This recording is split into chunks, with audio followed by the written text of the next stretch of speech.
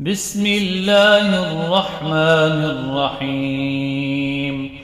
يريد الله ليبين لكم ويهديكم سنن الذين من قبلكم ويتوب عليكم، والله عليم حكيم.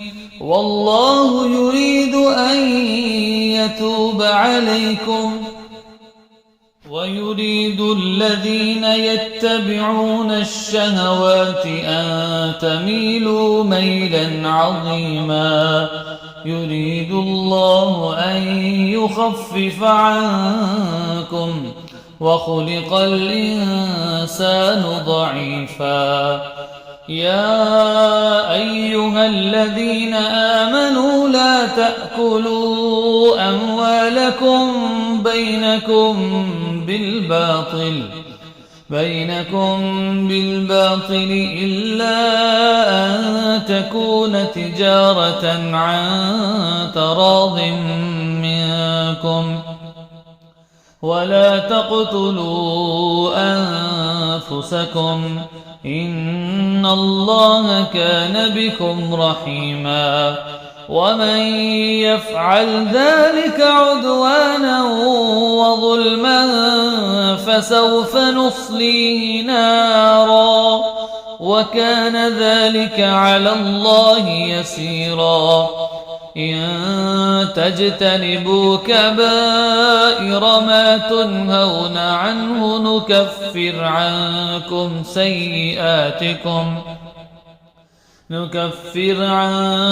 سيئاتكم وندخلكم مدخلا كريما. ولا تتمنوا ما فضل الله به بعضكم على بعض، للرجال نصيب مما اكتسبوا وللنساء نصيب مما اكتسب، واسألوا الله من فضله إن الله كان بكل شيء عليما.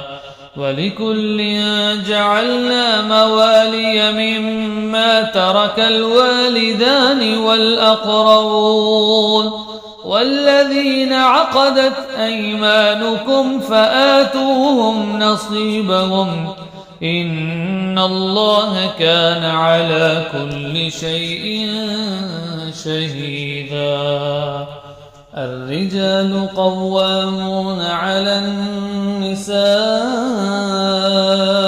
بما فضل الله بعضهم على بعض وبما أنفقوا من أموالهم. فالصالحات قانتات حافظات للغيب بما حفظ الله. واللاتي تخافون نشوزهن فعظوهن واهجروهن في المضاجع واضربوهن، فإن أطعنكم فلا تبغوا عليهن سبيلا إن الله كان عليا كبيرا.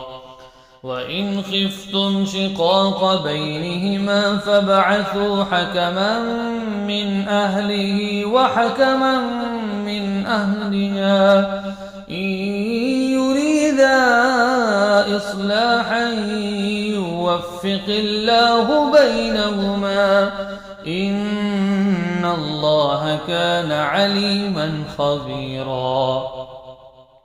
واعبدوا الله ولا تشركوا به شيئا وبالوالدين إحسانا وبذي القربى واليتامى والمساكين والجار ذي القربى والجار الجنب والصاحب بالجنب وابن السبيل وما ملكت أيمانكم إن الله لا يحب من كان مختالا فخورا الذين يبخلون ويأمرون الناس بالبخل ويكتمون ما آتاهم الله من فضله وأعتدنا للكافرين عذابا مهينا والذين ينفقون أموالهم رئاء الناس ولا يؤمنون بالله ولا باليوم الآخر ومن يكن الشيطان له قرينا فساء قرينا وماذا عليهم لو آمنوا بالله واليوم الآخر وأنفقوا مما رزقهم الله وكان الله بهم عليما إن الله لا يظلم مثقال ذرة وإن تك حسنة يضاعفها ويؤت من لدنه أجرا عظيما فكيف إذا جئنا من كل أمة بشهيد وجئنا بك على هؤلاء شهيدا يومئذ يود الذين كفروا وعصوا الرسول لو تسوى بهم الأرض ولا يكتمون الله حديثا.